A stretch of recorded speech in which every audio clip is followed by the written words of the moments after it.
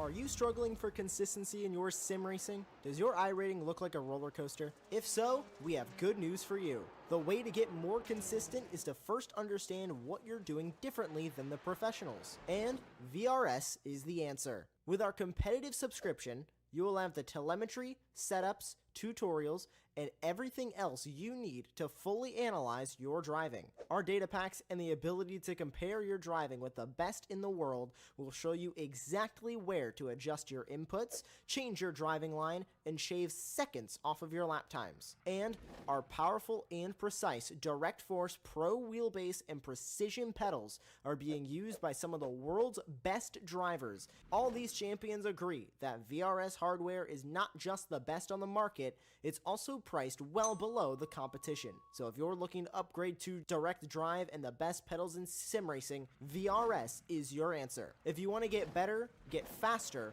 and make it happen sooner rather than later, you owe it to yourself to find out why so many people are switching to VRS. You'll be so glad that you did. Visit www.virtualracingschool.com and learn why the best use VRS.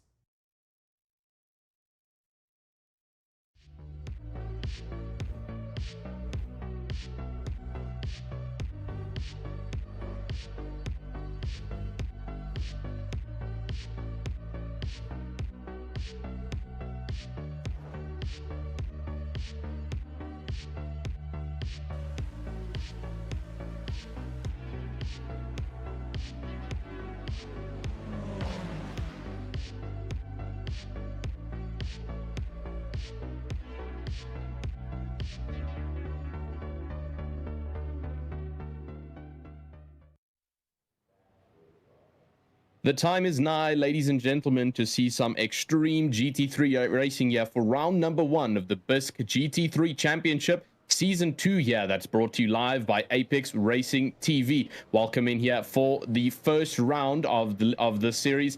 Here at the Autodromo Hermanos Rodriguez, or also known as the Mexico City Grand Prix. If you're a Formula One fan, my name is Tristan Herbst. Joining me in the commentary box tonight, unfortunately, is not Matthew Duffin. He wasn't able to make it. So Sam Fitzpatrick will be joining us as a producer and a commentator for tonight's event. Sam, welcome in to the commentary box. How are we feeling for tonight's race? Feeling very, very good. Unfortunately, you've already compared me to Matthew, and of course I can only ever hope to live in Matthew's shadow, honestly, seeing that he is one of our best, but I'll try my best myself. But yeah, really looking forward to this. It should be a really fun series. We've got a really good field size for this championship. We've got a few more rounds coming up after this one, and this is the first race I've commentated at Mexico City. Obviously, this is a circuit that was added to the sim about, what, 9-10 weeks ago at the start of this iRacing season. And I've heard some negative stuff about it, but it does seem to be used quite a bit. So clearly there's something about it which is causing people to come back to it. And yeah, I'm fascinated to see what the racing's like around here. Yeah, I think the primary thing is, I mean, just the fact that it's a brand new circuit. It gives a new talking point. It gives a new perspective for the drivers to take on as a challenge.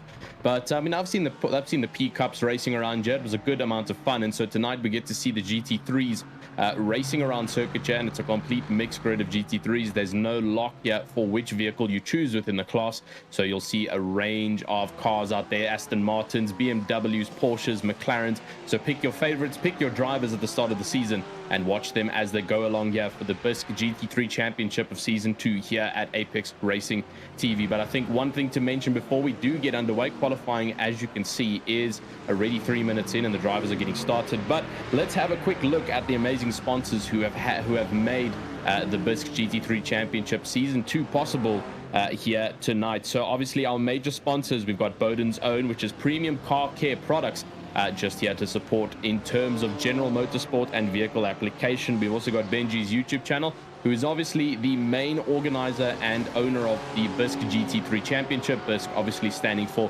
Benji's YouTube International Sim Championship. So incredible stuff there.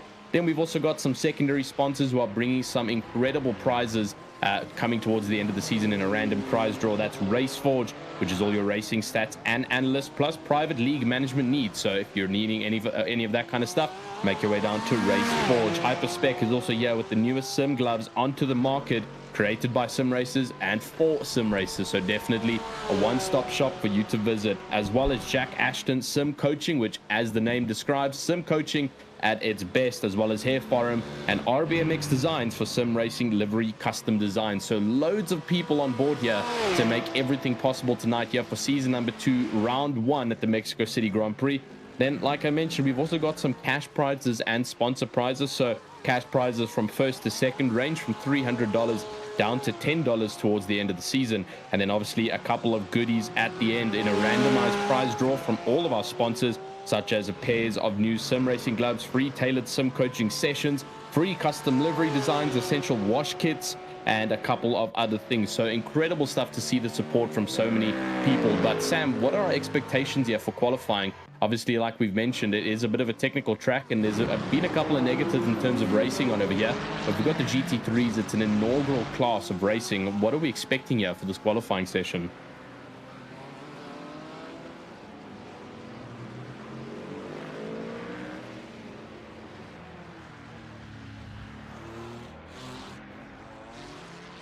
Yeah.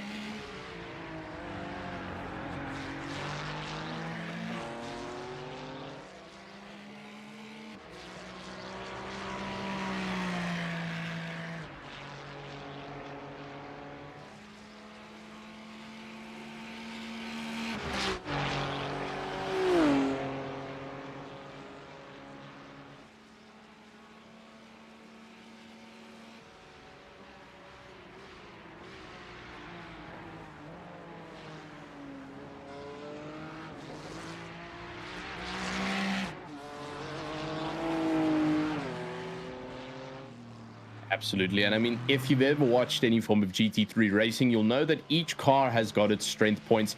You've got your mid engines, your front engines, and then obviously your very unique rear engine, which is mainly prioritized towards your Porsches. And all of them have got their different advantages. You'll see like the big V8 Merc of Ben Snell there in P4 at the moment will have a longer nose, much bigger engine, much better top speed, but might struggle in the rotation in the corners. Then, for example, we've got Scott Evans here currently in 7th in the Ferrari 296 mid-engine GT3. It's going to prioritize its cornering speeds, but it's also got a lot of top speed here, so it's a good balance in terms of mid-engine performance. And so it's all going to come down to what the drivers can do here with their cars. Obviously, it has been a completely free pick in terms of what the drivers get to drive here in season 2 round number 1, and so they get to pick whatever they feel most comfortable with. So you'll see lots of the BMWs and lots of the Ferraris out here as the more commonly picked cars. It is a very nice car to drive. The Porsches are also quite common here, and so great stuff to see the variety out on pitch. But like Sam has mentioned, Ivan Vantagiato has taken P1 so far with a 141.1. And talking about the altitude, it does mean that the grip levels as well as tire degradation is a very different factor from what we see at our normal track. So keep your eye on that, because 7 minutes into qualifying, we might start to see a little bit of track evolution as to how the times can change.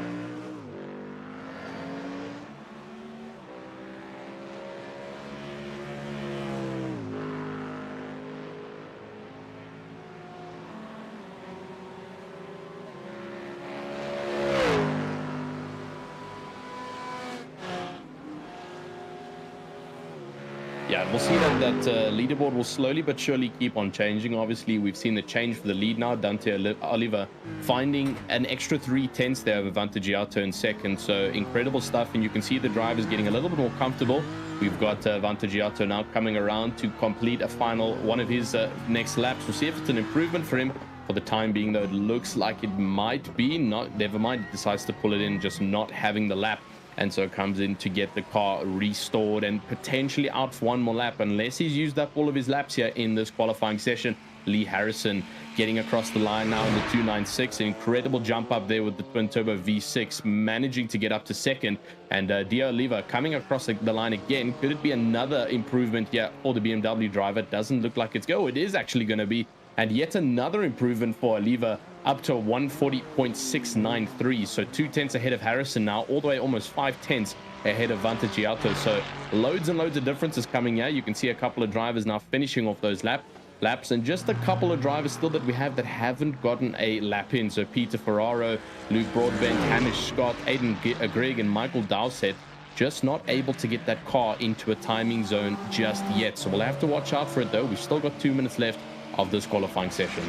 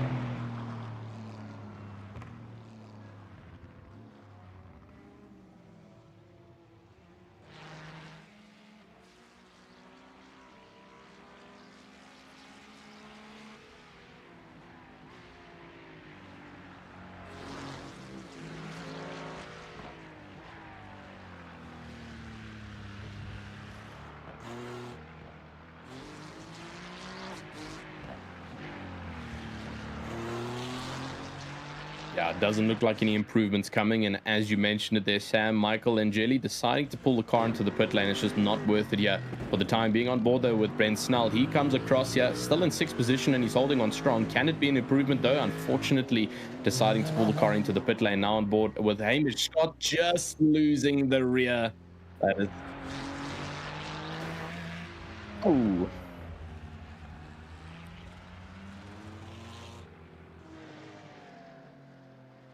Yeah, he did. Yeah.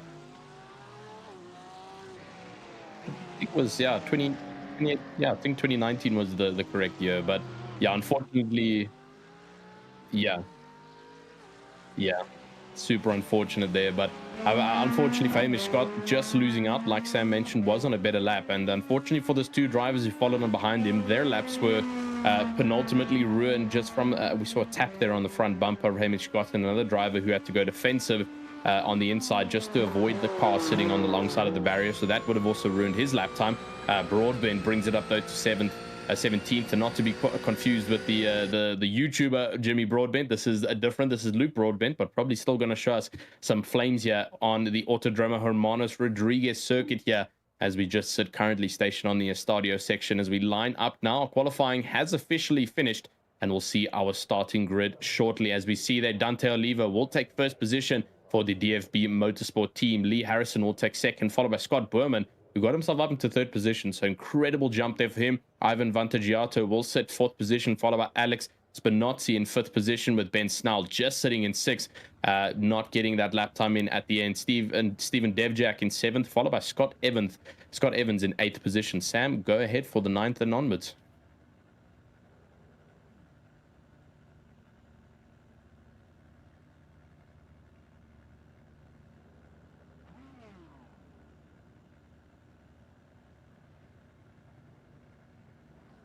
Incredible stuff. 17th, though, Luke Broadbent. We saw him there just a little bit further, as well as Hamish Scott in 18th, who had the error on the final corner. James McLean will take 19th, with Peter Ferraro in 20th position. Aiden Gregg will take 21st, with Rick DeAndre in 22nd, and Michael Dowsett, unfortunately, the slowest driver here in the GT3s at the Mexico City Grand Prix circuit for round number 1.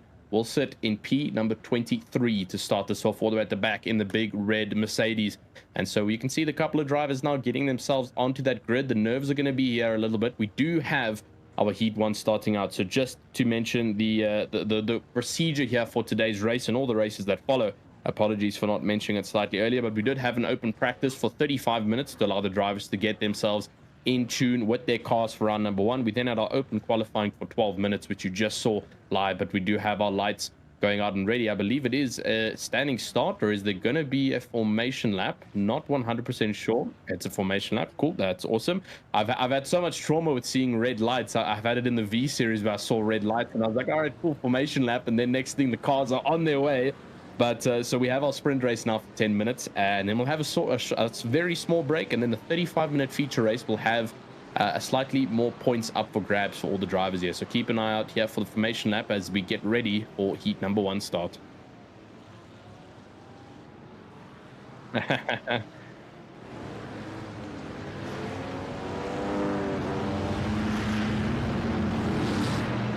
Dante Oliver will take P1 over here. It's just a very short formation lap, no full laps, not a lot of time to get those brakes warmed up. And as you can see, the drivers already going. Green lights have been waved all across, and the flag being waved on the left-hand side of the pit wall over there. And Oliver will hold P1. He's already under pressure though from Harrison and Berman, trying to find their way. You can see swerving to break the slipstream over there from Oliver in first position. The Belgian driver trying to hold it. There's a car going around. It's the number 6 BMW, and I believe that's Alex Spinozzi, who's gone around, unfortunately, all the way to the backside. And he's actually, that's the first time I've seen that on the back straight of Mexico City. He's reversing the car to try and keep it in play over there, but Dante Oliva manages to keep himself well ahead in P1. Lee Harrison will also stay second, but Ivan Vantagiato will get a jump there on Scott Berman in for the first lap. The rest of the grid looks relatively clean on launch.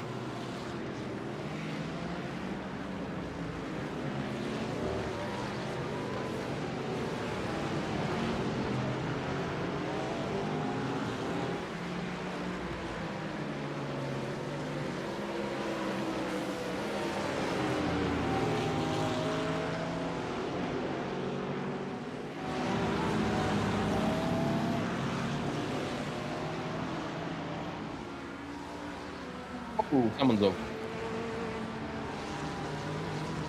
That's Mitchell. Yeah, that's unfortunate. So second car off here, one of the Mustangs just seeing the wall. We'll maybe have a replay there for you just to see what happened with Scott. It was slightly off camera to the bottom right. And then obviously also Spinozzi, who we saw on the starting grid. I believe that was just slight driver error and bumping. Oh, there's another car around, and that's Berman, who was fighting for the podium, is unfortunately backwards. And if he goes a little bit too far backwards, that could be a huge penalty for him for driving backwards on the racetrack. He's just trying to get safe, and thankfully it looks like he's gonna be relatively safe, and all is good there. Sam, is there any chance we can get some replays from what happened there, or is it a little bit too difficult with the mixed scroll juggling?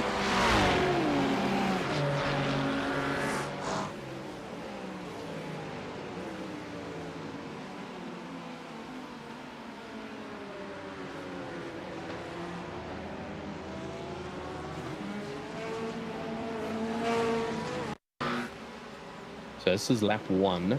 Oh, just looks like, yeah. Let's have a look. So it looks like he's in a, oh, okay, so look, that looks like Dowsett's red Mercedes, who crosses over, and oh, looks like Spinozzi just crossing slightly over the nose there of the McLaren and just getting spun off into the wall. And then he attempts to keep the car going by reversing all the way down the back straight. Something that you don't usually see in racing, but he managed to make it work. And then this is the replay then on Ben Mitchell coming out of the S's, coming towards the Estadio section. And oh, just a little bit too much power on that Mustang. It is a very powerful car with a 5.6 liter in the front side and just a little bit too much power. The rear end said not going to happen today. So, and then our final one, yeah, Scott Berman, who was fighting so close up there. You can see in P3, was it a possible curb touch? Indeed, it was, just coming off of that curve in the Estadio section and just not having the grip to keep the Aston Martin facing frontward.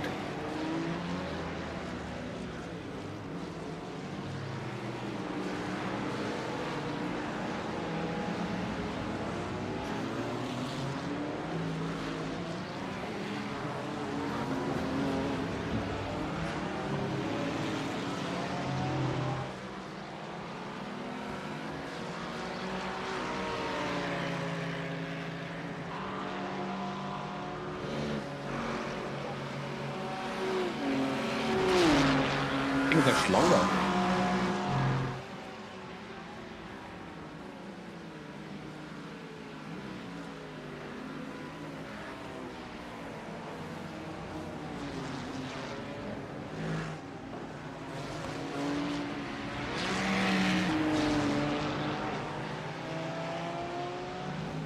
I think Spinozzi a little bit annoyed right now. Oh, we've got another car off. There goes Aiden Grigg in the Porsche 992, just not receiving the way he wants it to go. It looks like, again, another curb issue, and just ramping up. We didn't get the exact shot of what happened, but it did look like he came out of one of the right-handers and just not getting the grip on the rear of that rear engine portion, just losing it. Thankfully, he did save it from the wall, so no damage there on the front or rear side of that car, so he can continue going. But like I was saying, I'm pretty sure Spinozzi is quite annoyed at this stage. Unfortunately, it's the last thing you want is to have a lap one, especially turn one incident like he had, and especially in a 10-minute sprint race. It's not a lot of time to make up for. And oh, there goes Michael Dowsett. He's lost the rear wing and looks like possible suspension damage on that Mercedes. Let's have a quick replay to look what happened. Yeah, Dowsett coming through the S's. It looked like a possible curbing issue again, similar to what happened to Ben Mitchell. Oh, no, he survived that one. And oh, looks like he under braking. Yeah.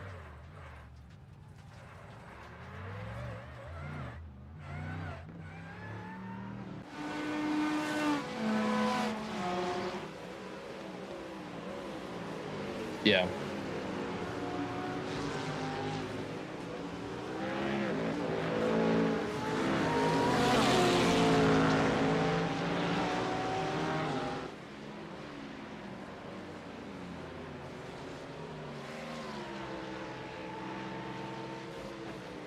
Oh. Oh.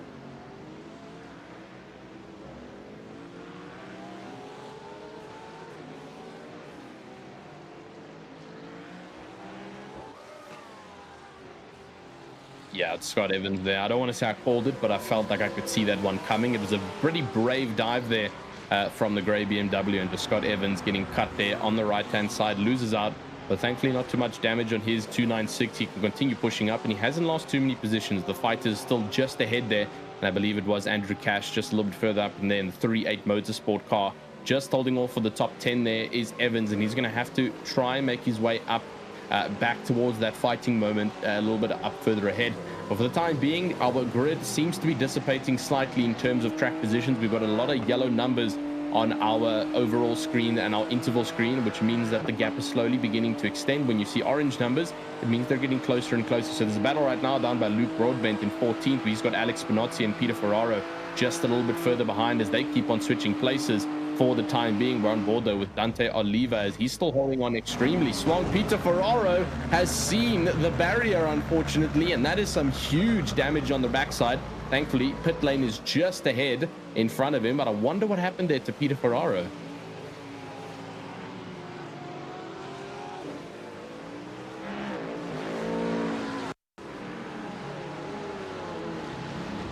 So coming around, yeah. Oh, a little bit of a curb flip there. Oh, and that's just over the nose there of one of the BMW drivers. Super unfortunate for Peter Ferrara. I don't think there was much he could do there, Sam.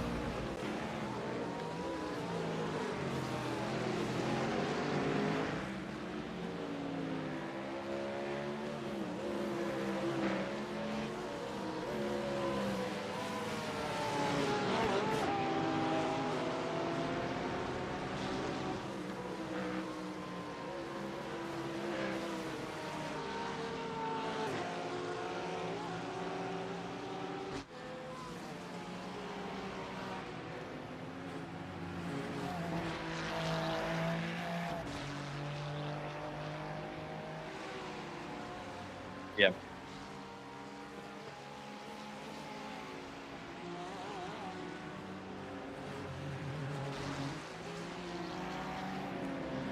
All 6 lap dash.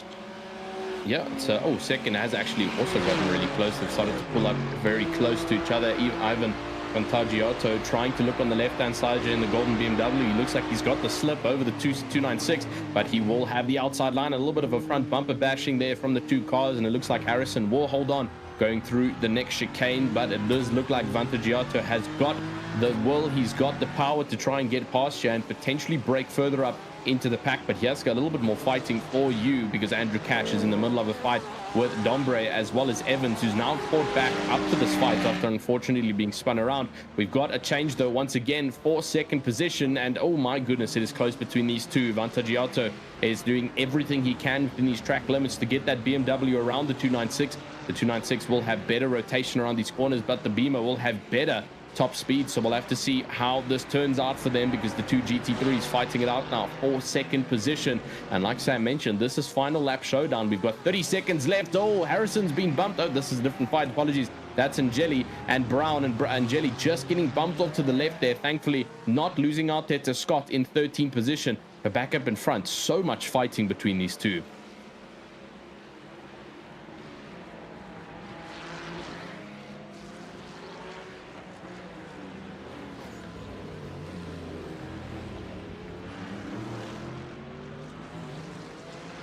Oh.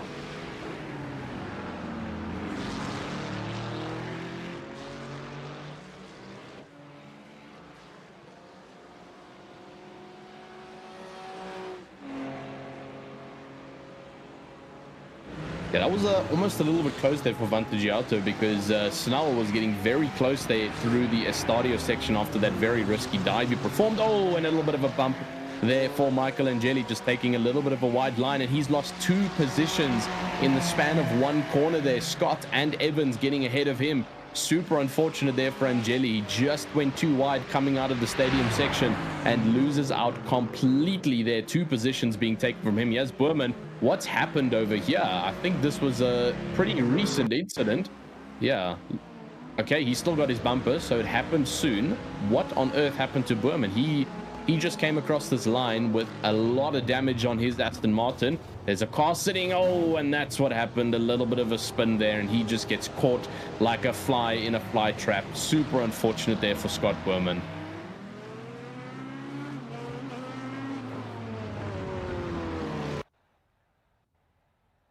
Yeah, pretty sure.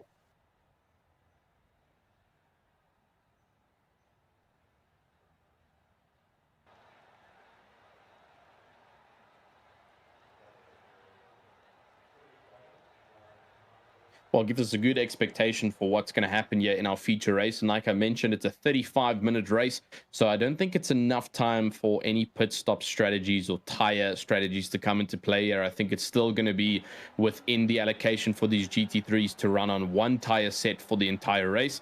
So there won't be too much strategy coming in on that side, but still they're going to have to play their cards correctly. 35 minutes is a lot more time than 10 minutes to keep yourself nicely out on track. And for example, the couple of incidents we saw here in this 10-minute race, they can be revived a lot easier in a 35-minute race, but also a lot more action can happen with a lot more time being set out for these drivers.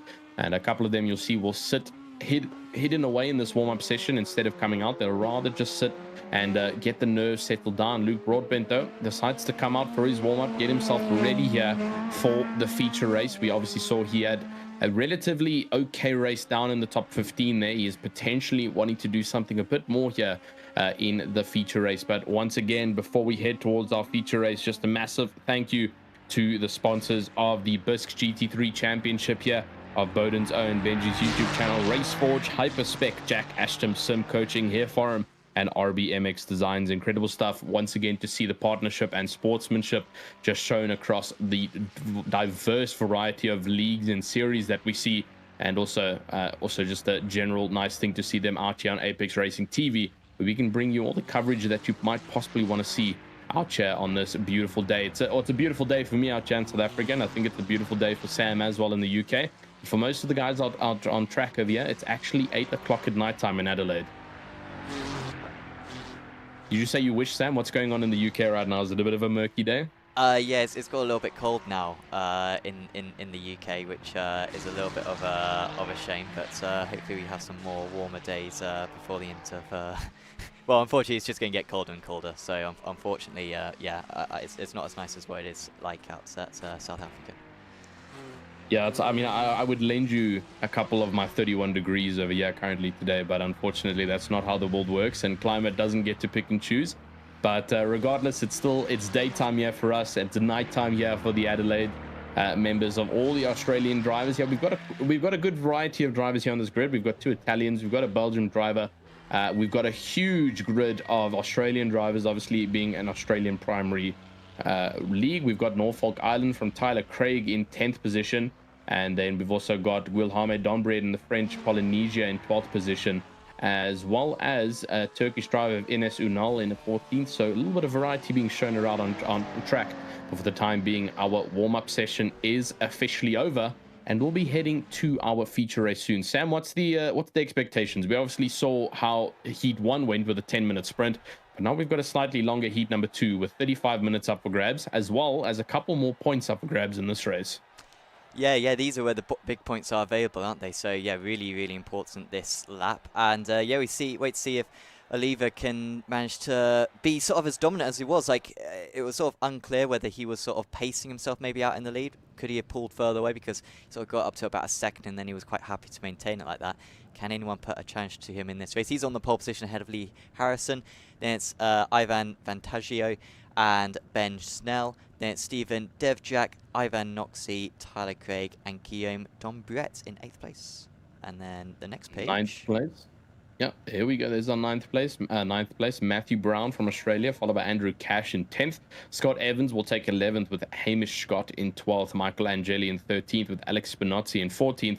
Enes Ünal, the Turkish driver, will take 15th. And Scott Berman down in 16th. And then rounding it off is Aidan Grigg, Rick DeAndrea, James McLean, Luke Broadbent, Michael Dowsett, Ben Mitchell, and Peter Ferraro, your 23rd place driver. Apologies, by the way, to people for the race 1 audio issues. I'm not sure if they can actually hear me during race 1, which maybe is a better thing than a bad thing, frankly. But we should have it all sorted out now. And yeah, looking forward to this second race coming up for this first round of the season. That must have been a bit awkward then. It must have just been me talking to an invisible wall and just expecting responses back, but at least it's sorted then for race number 2. Hopefully everyone can hear Sam, because he's also remember Sam's got a dual role going on right now. He's actually casting in terms of the technical terms of it. He's casting for all of you guys right now. He's in the production office and he's in the commentary box, so it's an incredible skill to do both. I've done it before and it's not the easiest of tasks, but talking about it, we go back to the track now because it's green lights and away we go, as Oliver will hold into P2. We've got an aggressive Merc there of Ben Snell trying to find his way around track. The pace car has officially tucked in away in the left side over there, and it looks like Oliver holding onto that inside line. He's now trying to swerve to break a little bit of a slip over there. Everybody following in a line format. Let's hope we see a relatively clean entry down to turn 1. One of the Porsches make a nice dive there onto the inside line, and it hasn't turned out to be clean. That's, I believe, Wilhelme Dombret, who's completely fallen off. Or one of the other drivers, a couple of drivers unfortunately falling off. That's Stephen Devjak of the Mustang driver, just falling completely off of the grid there. He got a bit of a bump with that Porsche lunge into turn number 1, and that Porsche has made his way all the way up of Tyler Craig into 5th position. So great stuff from him. And oh, there's a battle here for turn 1 for P1, and D'Oliva holds it off. Snell and Vantagiato, Craig, all of them swapping around, and oh, there goes Snell off the track unfortunately, and that's not going to be a good one for him, down to 17th place. What an action-packed first couple of corners, Sam. Yeah, it looked like it was going to be Snell who was going to gain the most out of everyone, but then he got into a 3 wide and was the unlucky one out of it. Great job from Oliva there to be able to hold on to that first position, because I think he was on the outside heading into turn 4, and yet he managed to still find his way around there, turn into the inside for the next corner, and that's where you want to be in those 3 wide situations. We will get a replay of it a little bit later on, but it's still all going on as they head into the stadium section, and it's all going on for second place, in fact, as well as Tyler Craig is up into 2nd position. What a start for him, and all this vaccine is allowing these to get away, and that's a spin now for Lee Harrison, who was going for the lead earlier on in this lap, and now he finds himself pointing in the wrong direction. Yeah, incredible stuff there. Apologies, I had minor audio issues there, but we're all good and we're back in it. Unfortunate there for Lee Harrison, just getting a little bit of contact there, trying to fight around Tyler Craig, who managed to boost himself all the way up. He's lost out though, because something's happened while we were watching that car who spun, and Craig has lost out to fourth. Vantagiato back up into second position, as well as Brown. I mean, great lunge there from Matthew Brown in the other Porsche, now holding it off strong in the green and black, chasing on from the blue Porsche just a little bit further behind. But as you can see in front, D. Oliva of Dante from Belgium has completely gapped the field for the time being, 2 seconds faster over lap time compared to Vantagiato behind. He's had a much cleaner approach to all of this, but further behind, Peter Ferraro. My goodness. And that's yeah, exactly what Sam was saying. That was a send with a lot of risk. Yeah, I think it was, yep, Andrew trying to get back on the circuit now. Yeah, that was, I think he'd already gone for a move as well in the corner before on another driver, and maybe just got a little bit overexcited and went for another one when it was not on. So Andrew Cash is one of our many drivers down. Peter Ferrero is up 14 places now. We talked about Ferrero having a bad qualifying. He's 4K I-rating. He's one of the highest I-rated drivers on the grid. I want to say he is the highest I-rated driver on the grid, so he shouldn't have been qualifying that low down. Maybe he just failed to get a clean lap in. And yeah, he's way up now. The order is Michael Angeli has run wide, and that might be the next grade now for Peter Ferrero. Yeah, trying to make his way further up though, but great stuff from Ferraro up into 9th. I mean, like you mentioned, 14 positions up. And now on board with Michael Angeli, you can see just behind Ferraro is getting closer and closer on the back end of his car. And the position is nigh. We're looking at it to see where the position can be taken for Angeli. Positioning himself dead in the middle of the track, decides to take the left-hand side. And now up onto the inside, what can Ferraro do? We've seen him do a lunge like this, and looks like going into turn number 1, he holds it off strong, but can he hold it through the chicane, as we sometimes see a jeopardized entrance through turn 1? But thankfully for Ferraro, great stuff. Oh, and we've got a car off of Enes Ünal from the Turkish team over there, losing out down to 15th position. Not sure what happened to him there, and then it's a little bit of a dangerous rejoin there. As you can see, the Merc flashing his lights, not very happy there from McLean, who just made contact there with the backside of Ünal.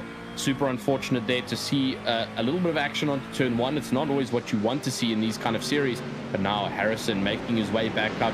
He's 14 positions down from the start of this race that we saw the spin coming out of Estadio section, and now back up to 16, just trying to fight their way all the way back up to the top here. We saw Lee Harrison having a great run in the previous heat, obviously neatly up there, but unfortunately for the time being down in 16th position after that incident. So the main objective now, try and chase back up to the top 10. Yeah, we'll try to get a replay of a few of the incidents that we had on lap 1, shall we? And this one will be the first one, Stephen Devjak. He's left all the space in the world there, and then you straight away spotted it, the Porsche, and yeah, I guess Stephen just didn't realise it was 3 wide. Because he didn't leave enough space for 2 cars on the inside there. Then we'll move on to Aidan Grigg, who may have been linked to that because this happened pretty much at the same time, but maybe it was a little bit further down. This looks like the second straight after the chicane, or is this straight 1? Yeah, oh, still what going kind to of... T1 and got hit. And yeah, I think the other driver who got hit may have been Rick D'Andrea, I think. Yeah, that Porsche looked a little bit unstable under braking over there. I mean, zigzagging all over the place, and I think that ultimately led to the couple of bumps coming through. And then this was further up with Ben Snell. We obviously saw him going off.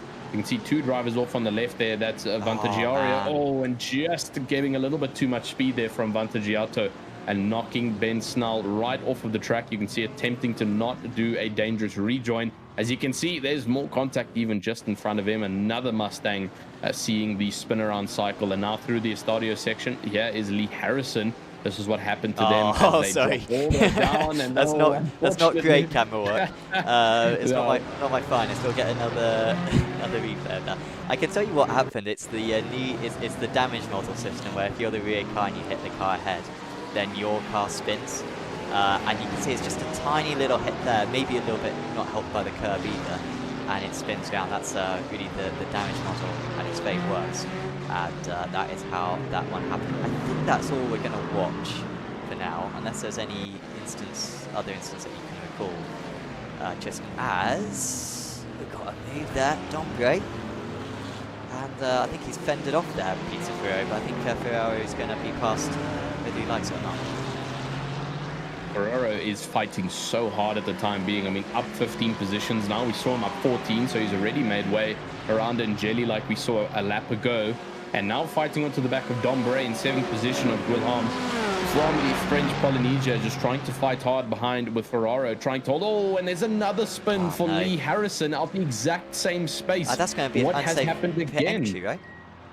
Yeah, I think that might be. Did he jump over the pit line over there? We'll have a look to see how this happened. So it's through Estadio again, jumping over the curbs a little bit too much, through the braking, over the curb over there, and just a little bit too much rotation there from Lee Harrison. You can see the dotted entry line is over there, and that's definitely going to be a dangerous rejoin into the pit lane, right over the solid white line, and into the pit lane they go. The stewards will have to have a look at that one for Lee Harrison. For Ivan, There's a slowdown. Is it a slowdown for Ivan? I've got a black flag on my live timing. It's not showing up on the timing tower, but I've got a black flag which he's got to serve. So I assume that's a slowdown rather than being like an off-track limit. Yeah, I mean, I've seen a variety of like the penalties. I mean, in some series I see like the yellow flag is a slowdown, and then the black flag is a drive-through. So I don't know if Vantaggiato has got a slowdown, or if he's potentially round on lap 1, wasn't he? He did. So he might have hit. He might have exceeded the incident points. So this could be a potential drive-through here for Ivan Vantaggiato. Let's see if he goes into the pit lane now. Doesn't look like it's up. There we go. Never mind. Here he comes into the pit lane, and I think it's a drive-through penalty actually, Sam, for Vantaggiato. So that has ruined. Brown and Noxie as well. Both have drive-throughs. Really? Okay, so a couple of drivers just exceeding incident points of so I believe the yellow flag in this case will be used for our slowdowns. I think black flag is going to be our drive-through. There we go. You can see Vantaggiato serving a complete drive-through, so black flag is a drive-through penalty.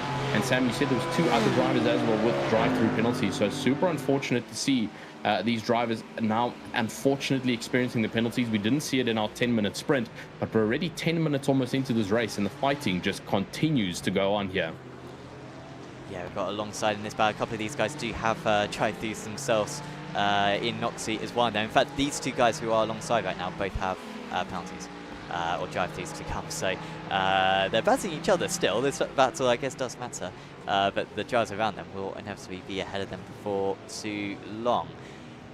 So there's a little bit of a squeeze there. These corners are so awkward, but yeah, that extra bit of tarmac on the outside there really does help. You'll pick up the 1x, but you can get away with that, and then they're so close to contact. That was Michael Angeli who had to get out of it, and that's really opened up the opportunity now for Guillaume Dombrette to get past Scott Borman, because Borman really got held up there, killed any momentum that he had, and Dombrette takes advantage of it. And now there's a spin, and it's Steven Devjak. And it's that Scott Borman as well. Borman got collected there, unfortunately, and I think he already experienced front-end damage through the chicanes there. It looked like he got slowed down by Angeli. Let's have a replay there. Yes, Steven Devjak coming around the outside line. Oh, he on the inside. That was a very inaccurate way to take the final corner through the S's, and just coming over the curves while trying to brake, while trying to turn. Unfortunately, it's not going to work in a GT3 car, and that sends the Mustang flying around. Borman, unfortunately, getting collected there in the Aston Martin, and so he's lost out, unfortunately, there. Tyler Craig pulls into the pit lane. This looks like a routine stop, so not sure what's happening for Craig. I don't know if they need to stop. I don't know if there has been a mandatory pit stop set up for these drivers, unless Craig potentially made a setup error and decided to come and sort it out as fast as possible. There's one of the green Porsches. That's Brown, who had the black flag penalty. He's now served his drive-through penalty, coming out just behind Craig. And so a couple of drivers changing up the order. The Merc there's our Turkish driver, Vunal, finally making his way back up. He's now in the mid-pack fight here with Brown, as they fight all the way around track here to see what they can do. That's Dowsett, apologies. We've still got a bunch more drivers who have black flags. We've got Noxie, we've got Vantaggiato, and Devjak has one. And then Sporman is currently in the pits. I don't think this will serve it for him unless is it that if you come to a stop, it just adds 40 seconds to your pit stop time, perhaps? He's certainly been stationed for a while. And Rick DeAndrea as well has one, albeit he's been in the pits 3 times already. So Rick's had a tough time of it. He is 2.5 laps down. So I don't think he cares too much about that drive-through. It means that this guy now has a 12-second lead out in front, and it looks like it's going to be back-to-back wins for Dante Oliva. Yeah, we should be seeing Redline Sim sponsorship all over this car because this is a Max Verstappen all over again. I mean, 12 seconds ahead of Spinozzi in second, who's had a great drive as well. And my goodness, Sam Ferraro is 20 positions up. He's in third place right now. I mean, what the heck? That's some incredible work. Steven Devjak running around track there without a rear wing. That's going to really play a downside to his downforce. And overall lackage of performance there on that Mustang. It's already, unfortunately, slower through the corners and a way higher gear ratio compared to something like the Porsche. And so now without a rear wing, that's a massive struggle that he's going to have to face over here. The Porsche of Tyler Craig trying to make his way around, and there comes Steven Devjak. Not too sure if he's got a penalty on your side there, Steve. I mean, sorry, Sam, or unless he's coming in to get that rear wing fixed up if it's just unbearable. Does have a penalty. So okay, so you're coming in for the drive-through then. Yeah, I think so. As these guys are alongside, that's a car off the track, but they are lap down. Vantaggiato and Dombre then, and Vantaggiato was 1.5 seconds faster actually on the last lap, so he is making his way back through. Dombre's had an awesome run of it, both in race 1 and race 2. We had a little bit of an incident. It's Ferraro, the man on the move. And it seems like all these GT3 cars... Oh, he's got lucky there. He's got very lucky. Still not a very good rejoin. But all these GT3 cars, I swear they always spin at 180 degrees. Like, no one's actually had a spin and then just been able to drive away. They all spin and then take 15 seconds to rejoin, which is very odd. But let's get a replay of what happened to Ferrari. I think it was a solo mistake. Yeah, it looks like he, like you mentioned, a little bit of a 180-degree flick there, and possibly a curve involved in this. Let's see. Over the sausage he does go. And yep, the sausage indeed placed himself underneath that car and just sent the Ferrari wide. And I think the 180-degree turn also just has to come into the fact that these GT3s have got such a low ride height. I mean, some of them running 40 to 50 millimeters of ride height off the floor. And so just a little bit of curb unsettlement really does decide to spin the car around. And most of the time where you see these spins is on corner exit, where the driver's already almost applying 100% throttle. And so those back wheels are spinning at maximum speed that they possibly can. And then the car just decides to see itself out, and the back wheels only but assist in creating even more of a degree of rotation. So much harder to catch in a GT3 car. If you've ever raced it on any platform, whether it's ACC, whether it's AC, whether it's iRacing or Automobilista 2, you'll know that the GT3 cars are generally notorious for having quite an ugly spin around. They're not easily recoverable unless you're very trained in terms of which car you've picked and you've used it for multiple years on end and you know exactly how it works. But I believe also, I mean, with Sam, like you mentioned, I mean, iRacing has been, making so many updates to their game. And so it does also play to the car handling model and the tire models and all that kind of stuff. And it really does play into driver consistency, especially if you have drivers switching cars all the time. Yeah, absolutely. You've always got to be on top of that stuff. We have got the pit stops for the drivers. I think this is accurate. I don't think we were told, as far as I'm aware, that there is a fuel limit. Anyone in chat actually knows there is a fuel limit, because it did seem like Tyler Craig came in voluntarily earlier on, so I'm not 100% sure about the necessity for a pit stop. But these are the drivers who have taken a pit stop, and I think these don't include drivers who have taken like drive-throughs. Like, these guys have actually stopped in the pit lane. So if there's a pit stop, then these guys have got it done. So I expect Tyler Craig to make his way back through the order. Of course, him and Ferraro are both out of position, so they are going to be both charging their way up through the order. And trying to get back as many places as they possibly can. But yeah, you can see a lot of our drivers further down with pit stops, and that's why they are a bit further down, as we got Ferraro into the pits. And he has a black flag, so that spin probably gave him another 2x, and now he's got a chance through the pit lane himself. I mean, 21 positions up for Ferraro. He's now going to lose all of it, basically, due to a spin around and a black flag. So really unfortunate race here for the Italian down in 11th. But like you mentioned, Sam, I mean, it's basically the entirety of the top 10 who hasn't come in for a pit stop yet. So if, like we say, is correct, then there is a mandatory pit stop up for grabs. I mean, obviously there is still 25 odd minutes left of racing, so lots of time still for the drivers to get themselves in and changed up with some new fuel. We could potentially be seeing a great undercut strategy coming from someone like Tyler Craig in 8th position, getting that pit stop done nice and early, and now fighting it out on track. But on board with Dante Oliva, who's still holding that 12-second gap to Spinozzi in 2nd position. It does look like it is decreasing ever so slightly. I mean, it was 12.8, it's now 12.2, but it's really not enough to make a difference here for Oliva. There's no stress here for him whatsoever. As you can see, the difference there in lap times for Oliva, relatively the same all around in terms of gap time to the two drivers. It was at 12.5. It's dropped slightly to 11.9 now to Spinozzi. But for the time being, around about 12 seconds is definitely manageable for Oliva. Even if he makes any form of driver error now, it's definitely recoverable to keep himself neatly in the first position slot. Yeah, looks pretty good for him. I was hoping that we were going to stay on the same camera there. That would have looked cool. Spinozzi there in second position. And then, yeah, Noxie further back. The field is genuinely separated out now. There is Noxie. Tyler Craig is on a fight now. Yeah, Tyler Craig is trying to get back past Andrew Cash after that pit stop earlier on. Cash up So 3 places. Yeah, could potentially be seeing a switch around here if Craig can take this right here on Cash. Craig and Cash too, they bounce off of each other pretty well. But for the time being, that is... oh, there we go. Peter Ferraro's gotten past Brown. What's happened to Brown? I think he's potentially pulled into the pit lane. Yep, he has. That's exactly why he's lost a couple of positions. So Ferraro making himself...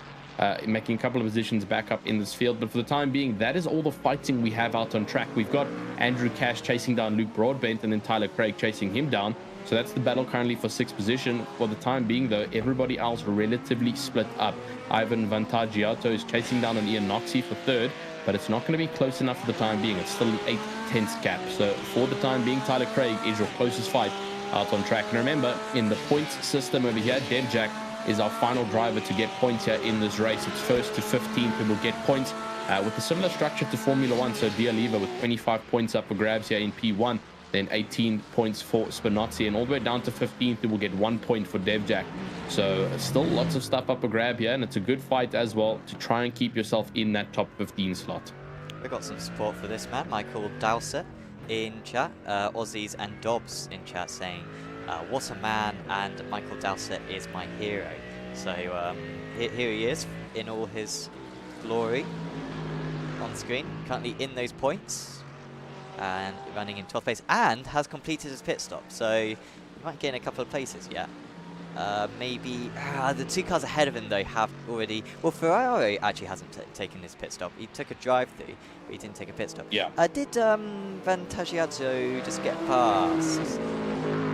Yeah, he did. He got past Noxie. Yeah, he got past Noxie there. We saw him fighting.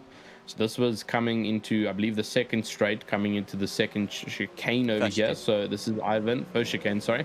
Ivan fighting on the inside line and manages to get it past the Mustang over there. Yep, that was turn 1 coming down the back straight. And he made it look easy over there, Vantagiato. I mean, getting right around the Mustang there of Ian Noxie. But further behind, though, Tyler Craig is getting closer. We'll go on to a front nose cam here because it's getting close for him. Where is it going to go? Here we go. The flashing lights are coming. And that, never mind. It looks like that was actually a back marker.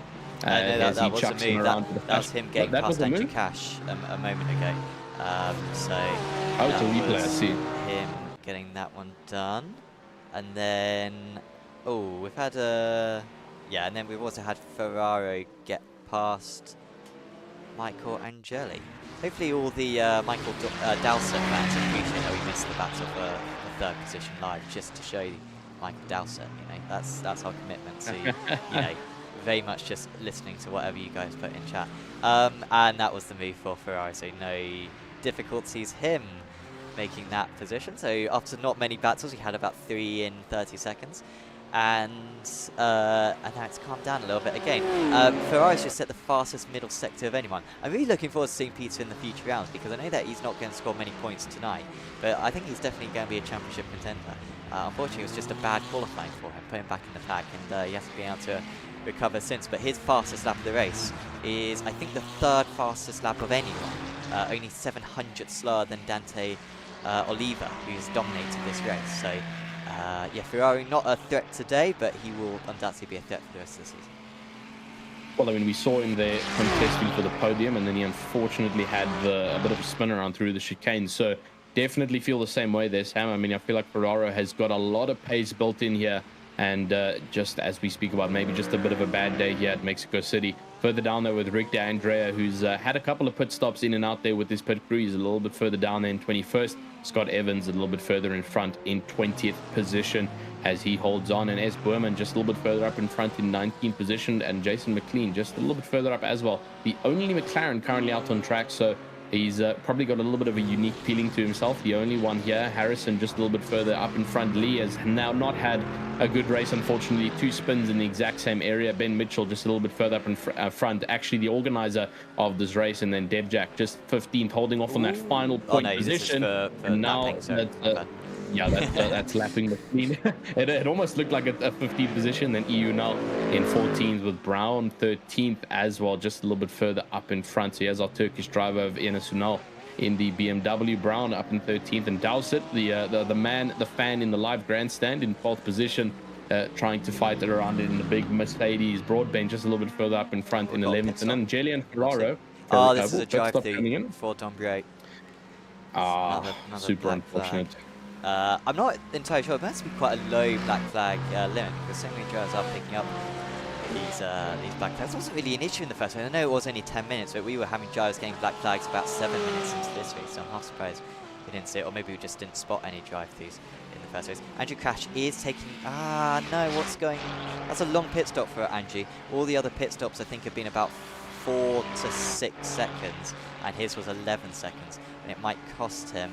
He's going to be behind Luke Broadbent, who I think he may have been behind anyway. No, he would have been pretty close to him. So yeah, that's not what great for Andrew. I think Cash might have maybe had a bit of a fuel strategy in mind, maybe a little bit of a lower fuel on the start of the race to maybe make up a couple of positions, but he had to sit a little bit longer now to put in more fuel. But let's have a replay here. What's happened? Sam has pulled out the 00 car. That's not a good one. It's Ferraro again. Please don't tell me it's an error on his part. Coming across the curbs, and the 3D curves, like you mentioned, Sam. And he just can't recover it either. I mean, he didn't hold the brakes whatsoever. That's the entire rear end of that Ferrari gone, and he's going to have to get a tow back to the pit lane. So Ferraro not having a race at all yet today in Mexico City. I mean, race number 1 has gone bad, and race number 2, which was going great up in top 3, has now completely lost out on this drive. Ben Mitchell, though, organizer of this event in the BIP Esports team, here in 18th position. This is a replay on him. Just a little bit further in front was Lee Harrison, and just climbing on the curb over there. Was a good recovery though, I'm not going to lie to you. Nice quick spin around and 360 flick to get himself oriented back. But back on board here with Andrew Cash after his long pit stop, still holding off the top 10. Yeah, big shame there for Ferrari to be involved in another incident, and yeah, because he had to tow after that crash. Still hadn't served his well, yeah, he might still have a... Not sure if they do have a faster bet in this series. A lot of drivers are back out on circuit. Credit to all the drivers who are out on circuit. I mean, we've only had 2 retirements. Aidan Grigg and Hamish Scott are the 2 retirements. They retired back on lap 1. But we've got guys like Rick DeAndre, who's 4 laps down now. But it's still going on. So hopefully we'll see Peter back out on circuit as well. Pick up a faster bet and be able to continue on his way. As I think the next battle which is going to happen. Well, actually, Tyler Craig ahead of Ben Snell, so maybe he made that move quite recently, because I expect he's going to continue to pull away now. Albeit, actually, Ben on that last lap was a second faster, so Ben really finding some nice pace recently. Has some great stuff, so the undercut potentially coming in play here for him. Let's have a quick look again at our pit stops just to see if anybody else has jumped in. I wonder if Snell came in for his pit stop, and that's why we see him down here. And there we go, Snell comes in for his pit stop. So the top 4, still no pit stops from either of them, as well as Dom Bray in 7th position. The rest all good though, but here comes the move. Like Sam says, Tyler Craig up on the inside, up on the outside line. He's going to have the inside now coming into the Estadio section. Can he block it off though from the big Merc of Snell trying to hold off on the inside line? It's been switched around again. Who's going to be able to hold it? So Tyler Craig goes off the racing line over here and off the track onto track limit territory over there. And Snell, just great rotation there. I mean, you know, that's usually where your Porsche strives, is through that Stadio section where the rotation speed from the Porsche will have an advantage, but the Merc just showing who is boss there through that section. So incredible stuff there from Snell. Yeah, very, very good work from him. He's now top of the drivers who have made their pit stop. Spinozzi, did he just... Yeah, Spinozzi just pitted then, so he's not too far behind these guys. There's no sort of... and a longer stop again for Spinozzi, so 12 seconds when most of the pit stops, like I said, have only been 5 or 6 seconds so far. That is a rejoin from... No, it's not Ferrari. McLean. Yeah, it's McLean. The only McLaren out on track. Yeah, very good shout. And as we might have a move here, this is Andrew Cash and Guillaume Dombré. Dombré going quite slowly there. Did he just come in? Oh, he just came out of the pits. That's why he's going quite slowly. And Andrew Cash moves up into P9 now as the leader's in. Oh, there we go. There comes the lever for the pit stop. So definitely a mandatory pit stop session over here, Sam. At least we know it now for all the events going forward. So all of them having to serve on Vantagiato and Noxie still have to come in to get those pit stops done. Scott also, but I believe Scott is 15 laps down. He's currently DNF from this race. So for the time being, it's Oliva and Vantagiato. Let's see. Has Ferraro come back out on track? He has. Incredible to see him still coming around and circulating after having a couple of incidents there. But Oliva comes out on track, and it looks like he'll maintain the lead here. Depends on the speed down the back straight here. Noxie's carrying a lot more. But nope, as you can see, Oliva already well out of the pit lane there. And so well ahead, even a whole pit stop ahead. Vantagiato has also come in now for his pit stop. So Noxie, the only driver out on track for the Valkyrie Racing team without a pit stop being played. Ivan is up on jacks. Oh no. I think he's only taken 2 as well. But, and he's still stationary. I don't know what's going on. I don't think he had a black flag beforehand. James McLean has a black flag though. But Vantagiato is now stationed for 36 though. So I mean, tyres only takes you 24, so maybe he cut the pit entry or something. Absolute disaster for Ivan. He was on course for what, 4th position? Yeah, no, he was fighting with Noxie actually for the final position of the podium there. So that was this is a podium knockout for him. I mean, down. Oh, there's another car off that. One of the Porsche drivers over there is on board with the lever as he comes across the circuit. We'll have a look. That's Rick D'Andrea.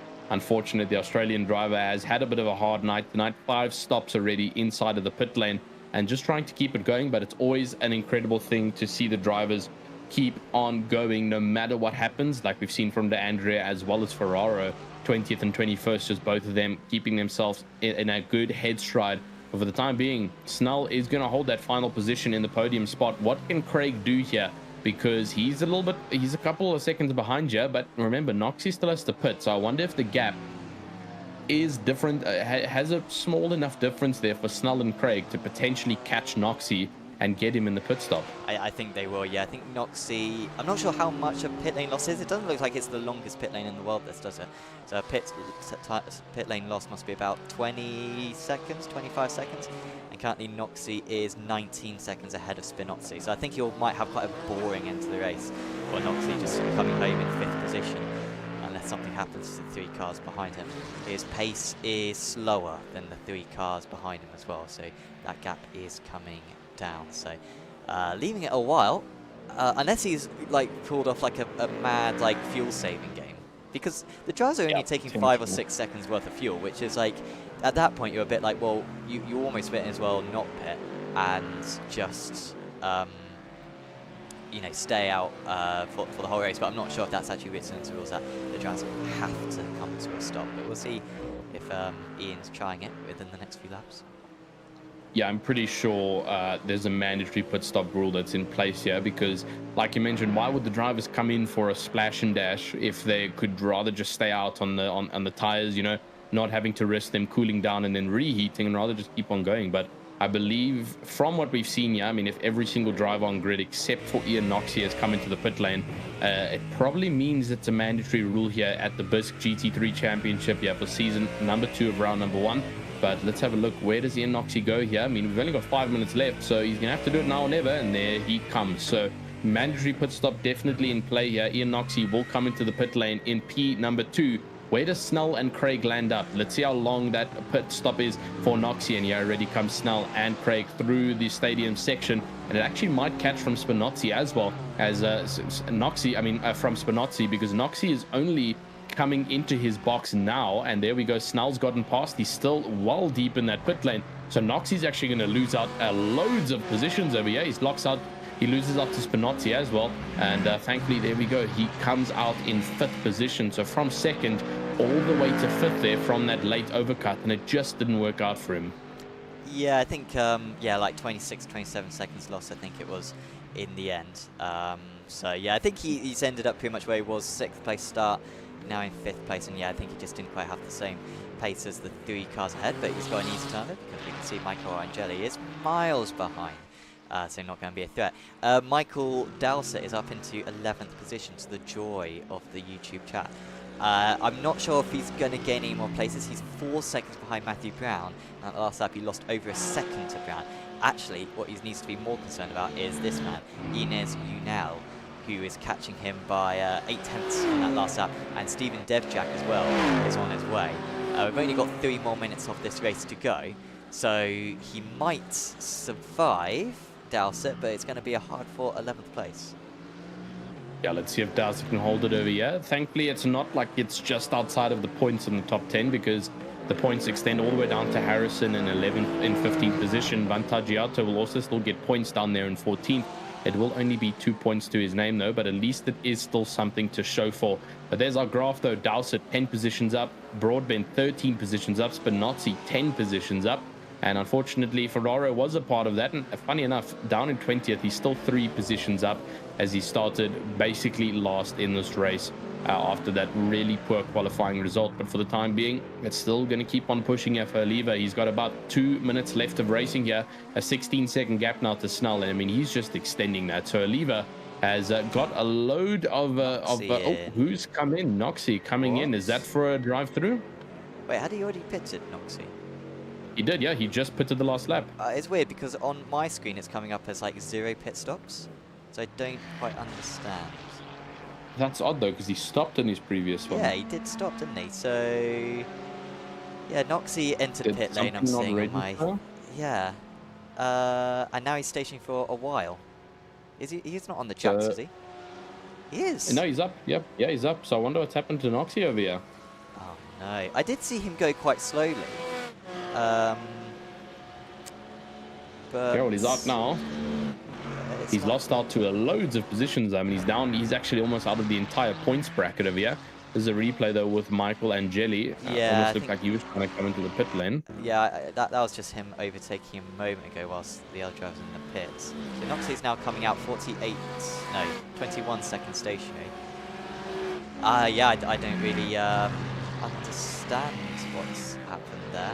I was trying to find. Yeah, I'm not sure. He was going very slowly though, so I don't know if he. I doubt he would have picked up a puncture. That's not really something that happens in a 35-minute race. So I'm really confused, basically, very, very confused. Yeah, I think if we're gonna have some interviews after this, I really do hope that he can join in here and just give us a bit of an explanation, because we are boggled beyond confusion over here as to what's happened to the Noxie, and Ines Unal coming into the S's has lost out in 13th position, and now he's under pressure from Noxie from behind. Let's see what happened to him though as he's coming around. Yeah, he's already made contact at this corner. Let's see what happens over here, and coming across the outside line, and Vantagiato just touching that inside, the back right inside there of Ines Unal, and losing out there. Thankfully, I don't think it's going to be enough time for Noxie to catch up down in 14th position. But as we just hit our 35-minute mark, D'Oliva coming through the S's now as he gets closer and closer to the Estadio section, the inaugural finish here of the Autodromo Hermanos Rodriguez circuit here for D'Oliva. He's been an absolutely dominating figure here in the Simu Cube BMW M4 GT3. And he has shown absolutely no resilience here. He's shown absolutely no form of consistency error. He has been on par and incredibly well maintained throughout this entire race. So for D'Oliva coming through the stadium section, there'd be fireworks here if this is a Formula 1 Grand Prix, but this is the BISC GT3 Championship. We'll give our own fireworks over here as they go off in pretension around the circuit. But D'Oliva coming across to finish off race number 1 of BISC GT3 Championship season number 2, takes your win for both heats. Incredible work there from the BMW driver. And these guys still got a whole lap to go, actually. This is pretty neat. These guys are almost a lap down, so we can watch some nice battles there. Ian Noxie, after that long pit stop, he's under pressure from Lee Harrison. What a mess of a day these guys have had. Lee would have been fancying his chance of maybe even winning this race, certainly getting a podium, and he's pulled off a very nice cutback there, and it makes it even worse for Ian Noxie, who was in the top 5 just a couple of laps ago. Noxie might be able to come back here though. That Mustang's pretty big. You'd back it in a door-to-door fight, and he has got back pass. We've got slowdowns for Vantagiato, and for Dowsett, and I think that's allowed Steven Devjak to get past both of them. That's incredibly late on the brakes for Vantagiato, and he's still got a slowdown to serve, I'm seeing. Dowsett's now served his, he's now served his, and I think they will just finish in this order, but that was an entertaining last lap. I think Devjak may have got both of them, and Dowsett in the end ends up in 11th place if he can hold on to it, because this is a little bit of a Degrassi Formula E finish right there, right to the pit line, but this time the overtake was not made. Dowsett holds on to 11th place. We've also got a slowdown for Lee Harrison, but after that contact... Run out of fuel. Oh yeah, he has run out of fuel. Yeah, so he loses that position to Noxie then, and Harrison will coast the line. Oh, thankfully, just into the 15th over there, because Ben Mitchell is coming to take that one position up, but that's still at least 2 points on the board there for Harrison. Just losing fuel, and looks like we've got another. Here comes Enes Unal.